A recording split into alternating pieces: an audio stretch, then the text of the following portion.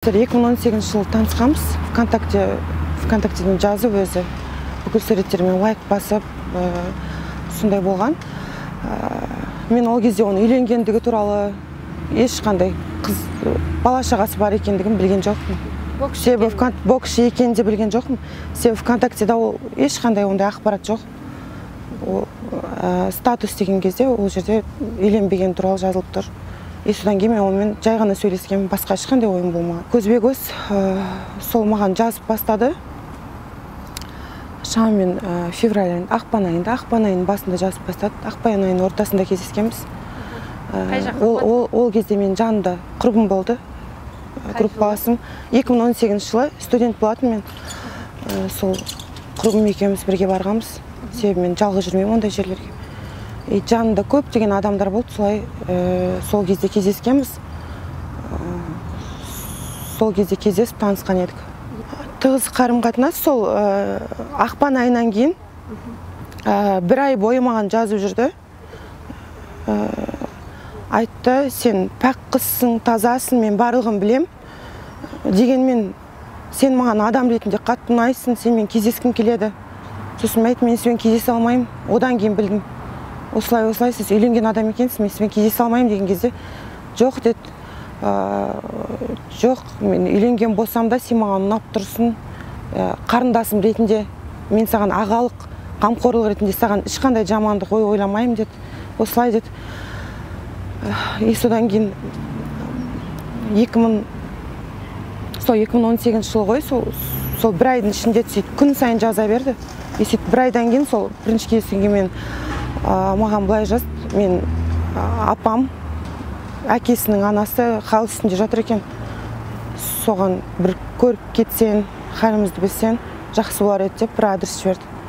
Мен айттым, мен бара алмаймын дедім. Мен бара алмаймын. Мен сіз үшін әрине жаным ашиды. Себебі өзім де жақын көп ұзақ сол жағдайдан көп уақыт өтпейінше мен өз анамнан айырылғам 1,5 жыл бұрын. 1,5 жылдан кейін осы Жанқош кездесті. Сөйтіп көндірді айтып, мен айттым, сіз деген енді одан кейін таныдым ғой, сіз деген соншама сондай адамсыз ғой. Қалай сіздің бауырларыңыз жоқ, жақындарыңыз жоқ, не үшін мен бару керекпін деген кезде жоқ. Дәл өзінің келгенді қалаймын, сенен басқа ешкім керек емес. Осылай апам жақын арада, апаңыздың жағдайы тым қиын ба деген кезде апам жақын арада өмірден өтеді деді. Осылай өте қиын, сондай хал үстінде жатыр деп. Бардыңыз? Сөйтіп барғам. Сөйтсем ол гостиницаның адресін жіберіпті. Қазбек гостиницасы. 4-ші этаж, 4-ші номер. Сондай гостиница екен. Мен ол кезде студент едім, жас едім, мен ондай ешқандай гостиница, ондай заттарды ештеңе білмейтін. Сөйтіп мен оған бардым. Содан кейін барған кезде ол апасы болады деген сияқты әңгімелер айтқан ғой. Мен гостиницаға баратқан адам емеспін негізі, оны апасының жағдайын білетін адам едім. Сөйтіп кірдім, кірген кезде алдымнан шықты, бір өзі ғана екен номерді. Сөйтіп кірдім, маған осылай апаңыз қайда десем, қазір келеді деді. Сосын сен чөлде қалған шығарсың, сырттан келдің ғой, жол жүріп келдің ғой деп сөйтіп айтты. Су іш. Сосын айттым, жоқ дедім енді. Сосын жоқ, іш деп суды берді. Тастай, 1 литрлік тастайды берді, сол тастайды ішкем. Сол тастайды ішіп алып, сосын бір мезгілде басым айналып, есім тана бастады. Есім танып, сөйтіп жүре алмай қалдым, уже аяқтарым істемейді, қозғалмайды. Жүр деп, не жаққа қарай, төсек жаққа қарай, кровать тұр ғой, диван, соның үстіне қарата апарды мені. Сол жерге апарып мені жатқызды.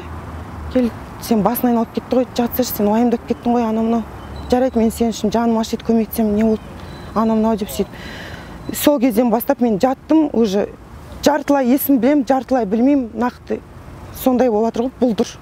Санам анық емес. Сол уақытта ол жайлап мен жатқызды да, киімдерім бәрін шешті. Астында қара колготки болған, үстінде көйлегім болған. Көйлегім шешті. кожаный курткамен, колготкамен сөйтіп соның бәрін шештік, кожаный курткамен жатқыздық, сөйтіп бәрін шешіп, аяғымнан, табан ұштарынан, табан саусақта бәшпайларымнан, аяғымнан бүкіл денем бәрін сүйе бастады. Ішімнен жаңағы сөйтіп сүйе бастады. А мен ол кезде қалай айтуға, орысша тілмен айтқанда овощ сияқты жаттым. Осындай. Қозғала алмай, денеммен қозғала алмай, сөйтіп сондай жағдайға түсіп қалдым. Оянған кезде қандай? Оянған кезде санам андай еді ғой, мен ештеңе түсініп атқан жоқпын, не болғанын, қандай жағдай болғанын ештеңе түсініп атқан жоқпын. Сондай жағдай отыр, білмеймін, мен бірдеңке айтып жатырмын бұлдырап, бірақ не айтып атқанын да білмеймін. Есіңіз жинаған кезде сіз? Есім жинаған кезде тыржаланаш жаттым. Сағат шамасы бір 3-4 уақытында болатын, мен оған сағат 5-тен бастап жазған, кешкі сағат 5-тен сағат 10 уақытында барғам шамамен. Себебі 5 сағат мен ойландым, керек пе, керек емес пе, дұрыс па, дұрыс емес пе деп.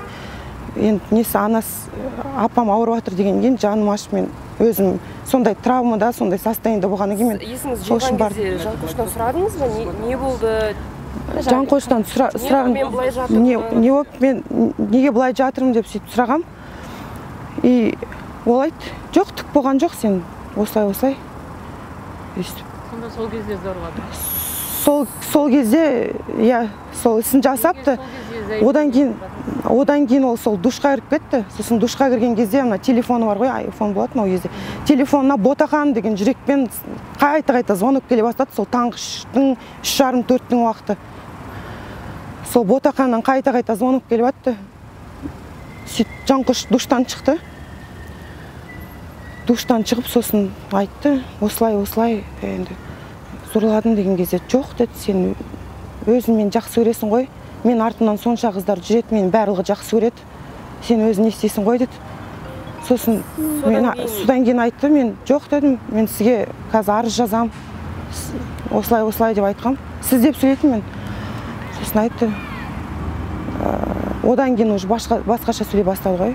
Мен әйелмен негізі ажырасайын деп жүргем, оған деген ешқандай сезім жоқ, мен оны жақсы көрмеймін. Осылай, маған ұл бала керек, сені мен әйел қылып алғым келген, сол үшін мен саған жаздым, сол үшін сөйлестік біз. Саған деген сезім бар деді, сол үшін мен сен бүкіл суреттеріне лайк басып қанша айдан бері саған басым кетіп жүрген деп, тура соның Жанқоштың сөзімен басым кетіп жүреді деп сондай айтқан.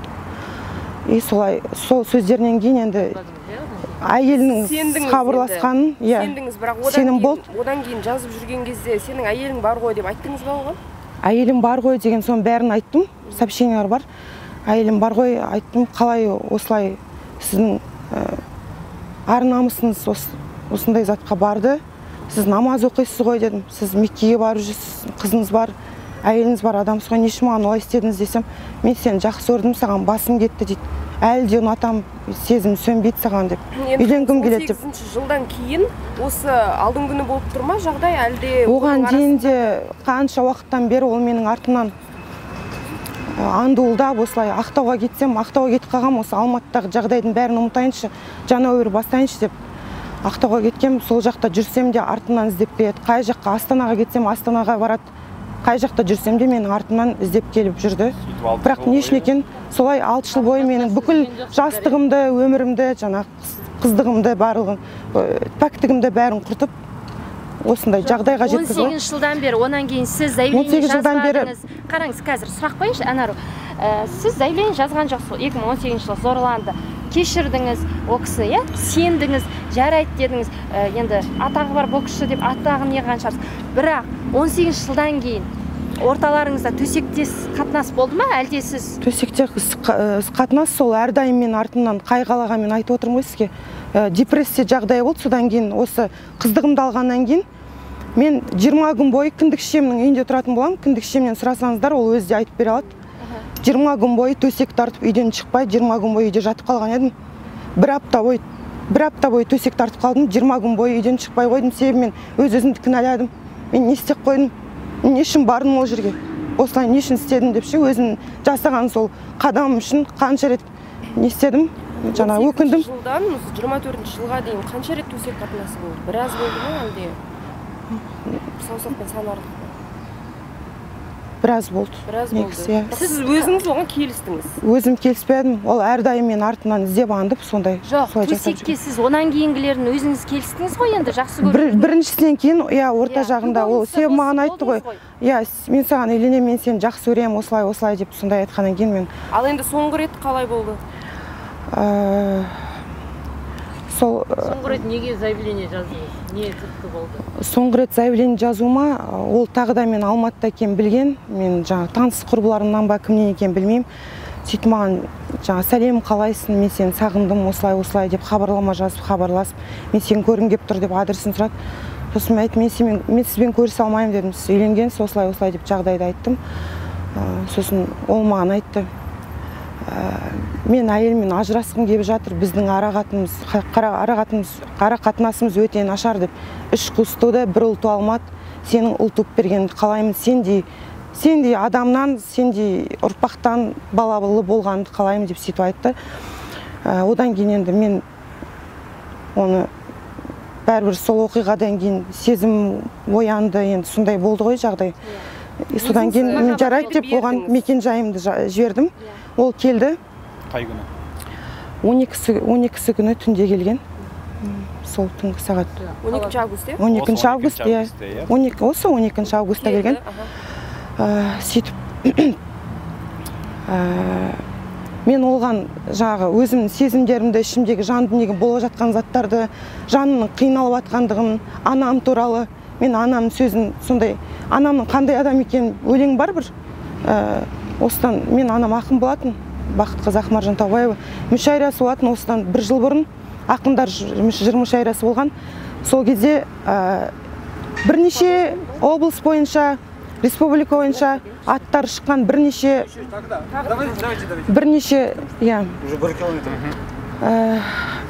жаңағыдай.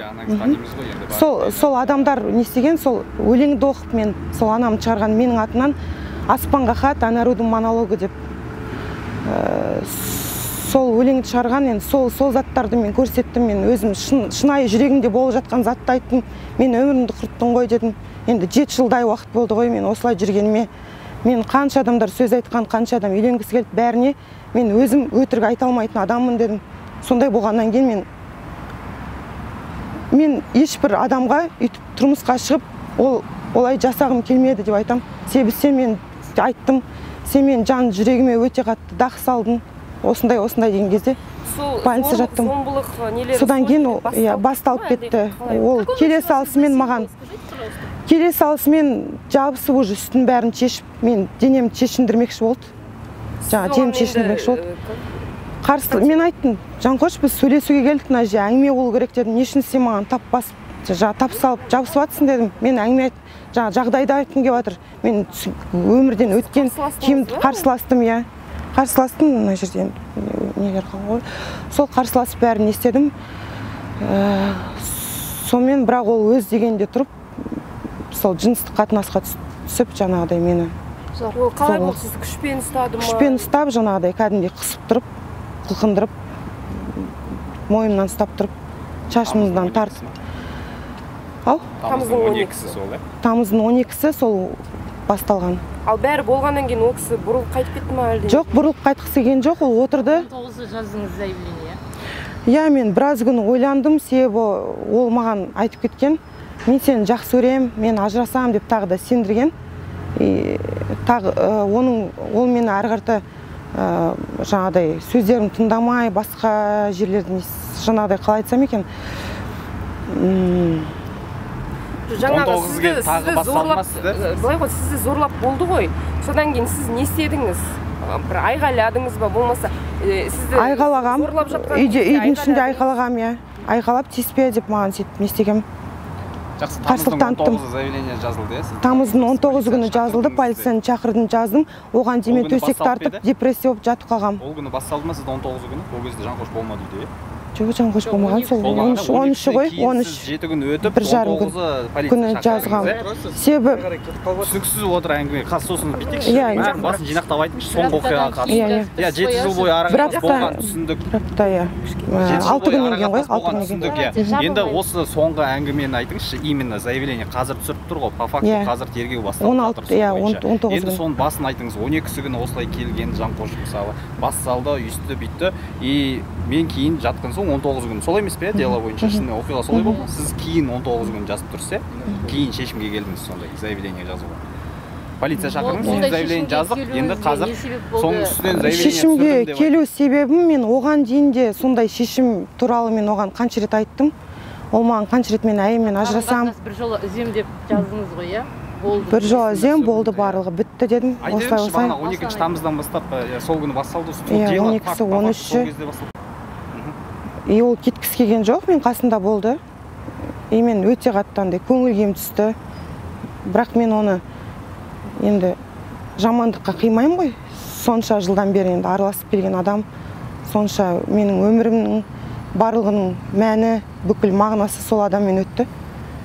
Өтіп келе жатыр бүгінгі күнге дейін. Ең басында танысқан кезде ұнатқан, онда ешқандай сезім болмаған менде. Одан кейін 7 күн өткеннен кейін неліктен арыз жазуға бел будыңыз? 6 күн өткеннен кейін ғой, сол 13 күні кеткен, 12-сі келген, 13 кеткен, 1,5 күн болды ғой шамамен. Не үшін арыз жазуға себеп болды? Себебі мен шаршадым. Осылай өмір бойы 7 жылдан бері өмірім өтіп жатыр. Осылай қыздығымды алғандық туралы, осылай қиянат жасаған, анама берген сертім туралы барлығы есіме түседі әрдайым, күн сайын есімде. Сол уақытта қатты эмоционалдық сондай күйде болдым. Енді өздеріңіз түсінесіздер мен. Сөйтіп кімнің атынан үстінен жаздыңыз арызды? Қай рубада? Ауызовскийде тұратын, Ауызовский районда сол жерде тұратын біраз уақыт. Жанқоштың әйелі біле ма? Осы 6,5 жыл бойы сіздің енді қарым-қатынас болғандарыңыз арасында. Жанқоштың әйелі барлығын білмеген, бірақ жартылай білген ғой бұл жағдай туралы негізі. Сізге звондады ма? Біраз ажырасқысы келген, Жанқош өзі ата-анасымен барлығымен ажырасқысы келген. Ата-анасымен барып, оның ата-анасы кездесіп, сондай ажырасу туралы әңгімелер болған. Бірақ енді сіз қандай арыз жаздыңыз? Сіз енді не күтесіз? Мен жаңағы беттестіру болған ғой, беттестіру болған. 20-сы күні болған беттестіру. Сол беттестіру кезінде ол маған айтты: Алла разылығы үшін кешірші, мен сені жақсы көрдім, жақсы көрем, ұнаттым, саған деген сезім бар. Мен сені ешқашан тастамаймын, мәңгілікке бірге боламыз, осылай. Мен саған істеген істерім үшін барлығына жауап берем. Сен психологиялық, бүкіл медициналық жағдайына бәріне мен көмек берем. Осылай, одан кейін 2 миллион теңге мен саған ақша жіберейін деді. Сосын мен айттым, маған ешқандай ақшада ештеңе керек емес дедім. Ештеңе керек емес маған дедім. Мен психологиялық жағдайым бәрі де дұрыс дедім. Детский травма ештеңе жоқ дедім. Ең травма сол салған сіз. Анаммен осы анамның өмірден өткендігі және сен жасағансың деп. Сол менің нақты талабым өз жазасын алса екен деймін, заңды түрде. Ешқандай қазір бүкіл экспертиза барлығынан өттім. Соның жауабын күтіп отырмыз. Сол менің қалауым.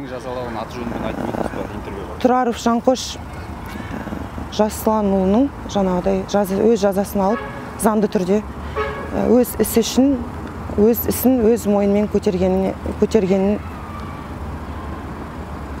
сұраймын, талап етемін. Бірақ Жанқош Тұраров кеше алдың күні айтып жатыр да, мен қыздар кезақ маған келеді, ешкім зорламайды. Маған жала жауатқан кім екенін ең басынан сіздерге айттым ғой. Елі де айтып жатыр, күйеуін жақтап. Ең басынан айттым ғой сізге, ол ең басынан келгеннен бастап, осыдан неше 6,5 жыл бұрын қандай адам еді, дәл сондай адам, ол мүлдем өзгерген жоқ. Енді ол сондай адам еді негізінде, былай айтқан кезде. Скользкий ма? Қандай адам еді? Енді менде қолымда барлық дәлелдемелер бар, бүкіл жазбалар бәрі бар. Егер бұл жағдайға керек болатын болса, мен барлығын көрсетуге дайынмын. Менде барлығы бар. Мен айтып отқан сөздерім бәрі рас. Себебі енді өздеріңіз түсініп отырсыз, ондай отбасыда өспеген мен. Анам осындай адам. Анам сондай адам болған, барлығы осындай өмірде. Мен жай өмірдегі бір қателескен затым сол Жанқошты жақсы адам санап, оны ұнатқандығым, соған пәктігімді бергендігім, сол өмірдегі ең үлкен қателігім сол деп түсінемін. Суреттеріңіз бар ма? Бірге түскен, переписка? Әрдайым ол менімен суретке түскісі келетін, бірақ мен білмеймін, мен солай тәрбиеледі ме анам. Ондай заттардан аулақ едім мен әрдайым. Сурет жоқ бірге. Суретке түсуден бас тартатын мен өзім. Өз түскісі келетін. Төсектес болып тұрып, неге суретке түспейсіз? Суретке түскім келмеді, мен ондай заттарды мен андайға қарсымда, оның әйелі бар. Сол үшін мен олай суретке дәлелге керек қой сізде. Дәлелде менде басқа дәлелдер бар, куәгерлер бар, соның барлығын айтады. Мен айтып отқан заттарым барлығы шындық. Кірген видеосы камерада бар шығар, енді білмеймін, ол пәтердің нелері біледі ғой, жаңағы үйдің. Сіз ол арызды пишін. 4 шілде күні түскенде. 4 шілде күні 4 шілде күні. ол Жанқош емес, басқа адам болды ма? Қалай болды, соны айтыңызшы.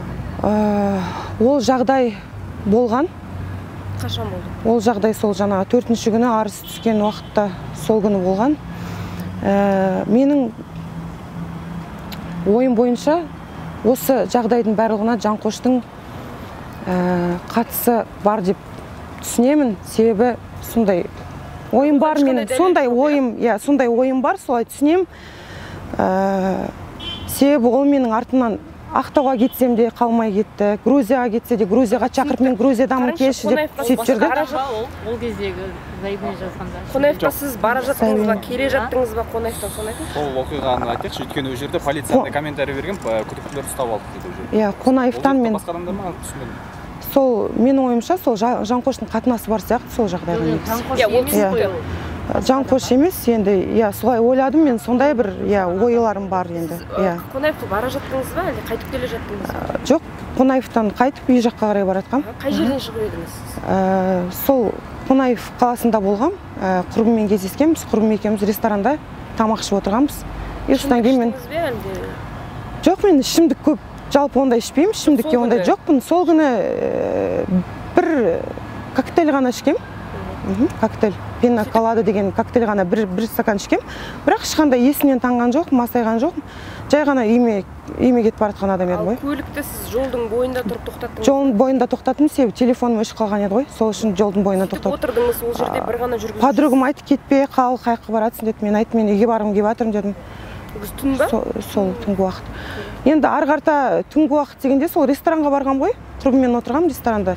Енді ары қарта бұл жағдай туралы мен комментарий бергім келмейді. Себебі өзің түсініп отырсыз, мен шаршадым. Уже өзім сондай состояниедағы адаммын, депрессивный. Осындай жағдайдан. Андай ғой енді, негізі сол рас нәрсе болған ба, әлде Жанқоштың бір нелер ұйымдастырған, сол мен көрінгенге заявление жаза беретін адамға көрсету бір сондай мақсатында мені солай жіберіп отыр деп ойлаймын сол адамдарды. Сондай ойым бар, менің күдігім бар сондай. Оқиға болған Қонаевтағы. Қонаевтағы оқиға болған, иә.